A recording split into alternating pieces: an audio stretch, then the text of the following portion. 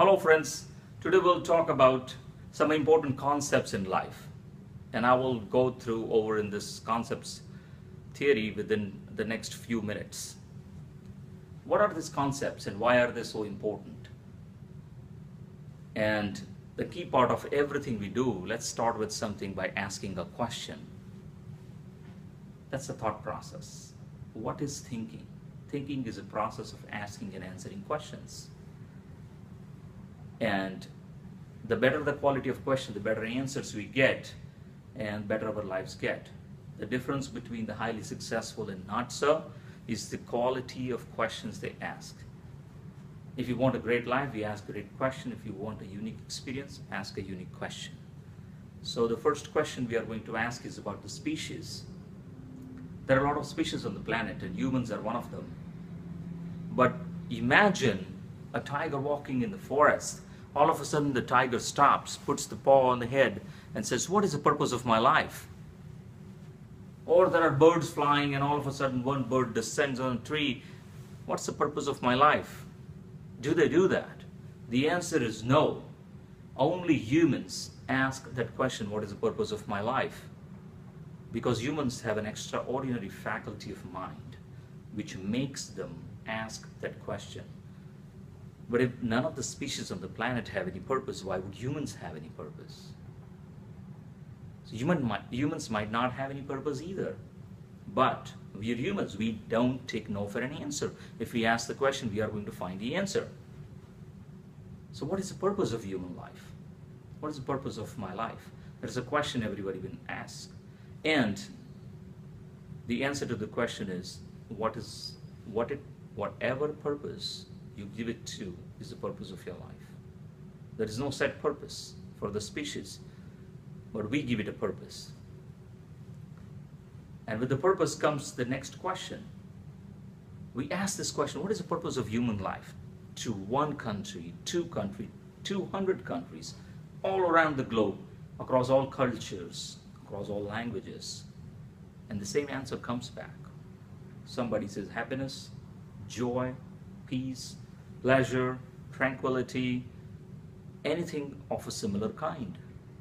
And we, for our convenience, our purpose, use the word happiness. If you see a lot of research going on right now on happiness, the reason is because that's the answer we're getting. What is the purpose of human life? To be happy. We just want to spend good time on the planet and be happy. That's all the purpose is. So if the purpose of life is happiness, would it not be nice to know something more about happiness?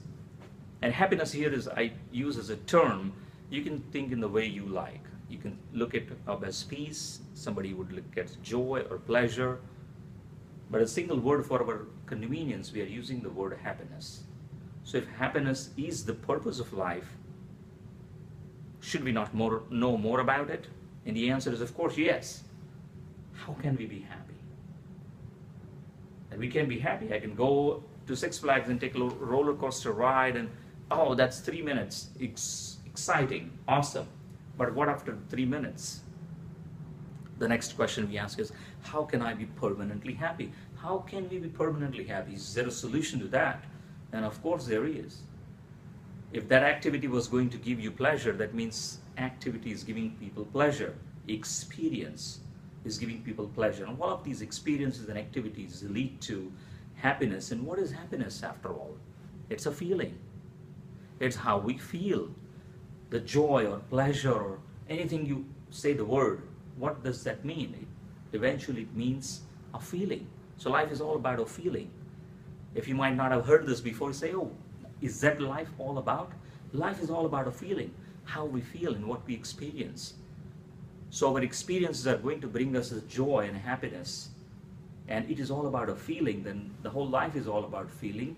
Let's find out what are the experiences we can get. We can get the experiences with all the 6 senses, all the 5 physical senses and the faculty of mind. That's our 6th sense. We can get the feelings from there. What is it that you can do to get permanent joy, continuous happiness? There where we come into the concept of life. Life starts and life ends. So there is a starting and ending point, and in between, whatever is there, that is what we call time. Let's see if we can look at the board. here, and that's life. There is a start, there is an end, and that's life, and that's time. I'm not sure you can see much on the board. Well, let's see. Life starts and life ends, and in between there is time. And that time, whatever experiences we can gather which are going to give us joy, that is the life well lived. And that is what we are after. So what is it? What is that activity which is going to give us permanent joy? And that activity is what we call passion. Passion is activity or the set of activities which we do, which is going to give us permanent or long-term happiness and joy. That's what we learn about passion and purpose. First, the purpose, the life is to be happy, and the passion is the activity which is going to make us happy.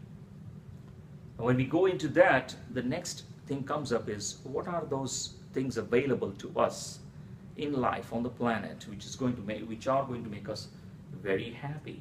That brings us to the concept, what I call a menu concept. When you go to the restaurant presents you with a menu. On the left-hand side are all the items which are made, and on the right-hand side, there is something which we need to pay. That means there is a left side, the items served, and the right-hand side, what we need to pay in order to get those items. So that is a menu concept, but that's related only to that restaurant, what they offer. But in life, there are millions and millions of offering all around you. You can ask for a boat, you can ask for the expensive car, you can ask for a private jet, you ask for whatever you have on, everything is on the menu. Only the right hand side is the price. Are we willing to pay the price which is required to get that item off the menu?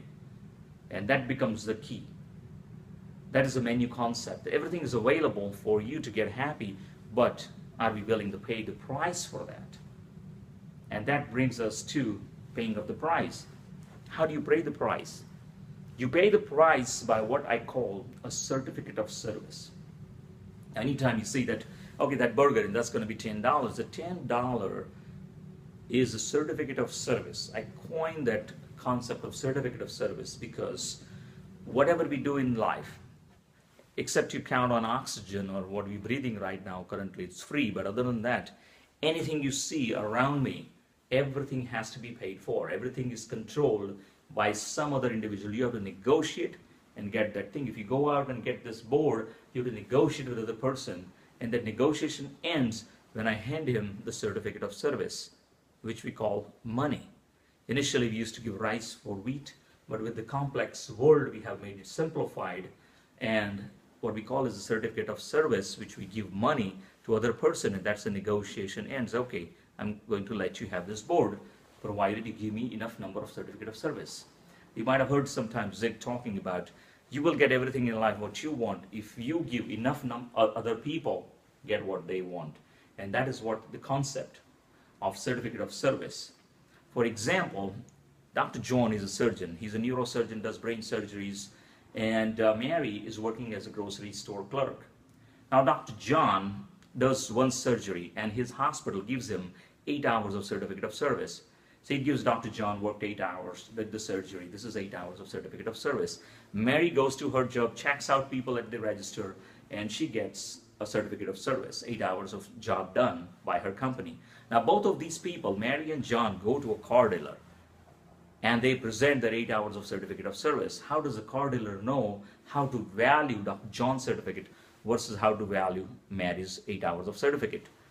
We can't, but we have solved that problem by handing Dr. John not the certificate of service, but actually converting it into some form which the other person can read, and that some form, what we call, is money. So that is a money concept by which we have decided, okay, this is certificate of service, but it has numbers on them so people can easily transact. They can go out and give their services and take the certificates and go out and get the services from other people. So what does it bring up now? There is a difference between 8 hours of service Dr. John does versus Mary does. Dr. John's service was $15,000 if you count in dollars. Mary's service was about $80 to $90. Now, why is there a difference?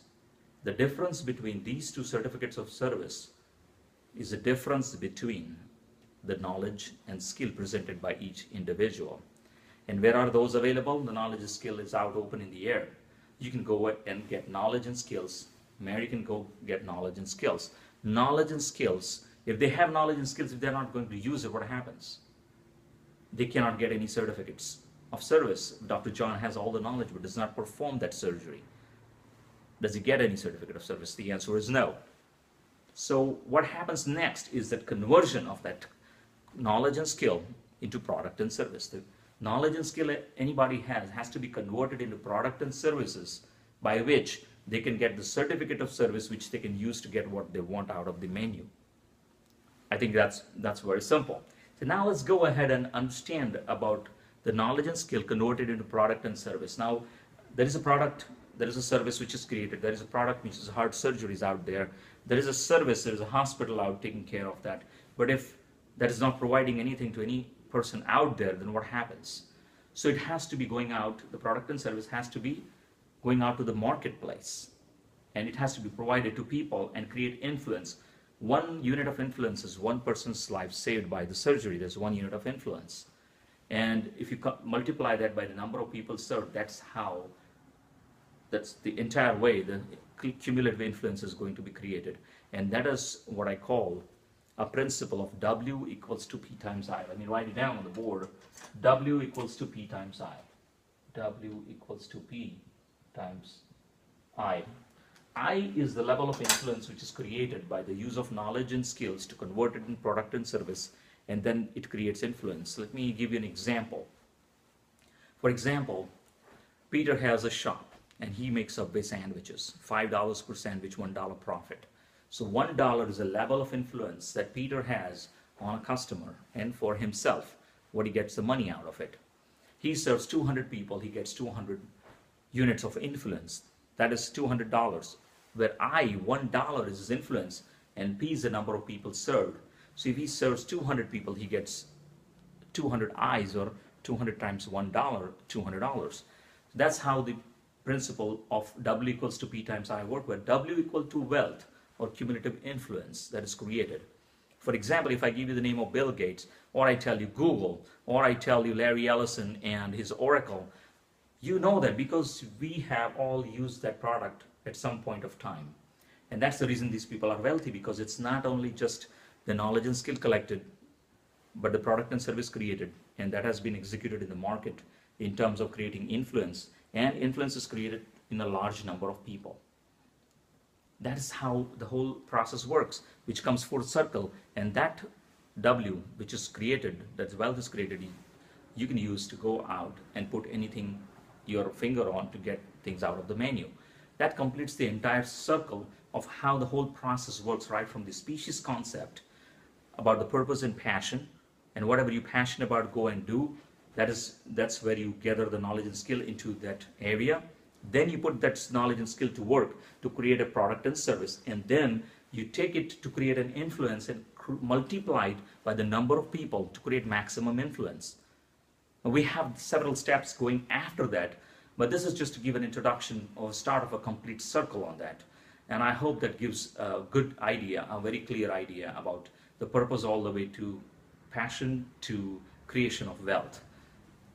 So I thank you for attending today's session, and thank you very much.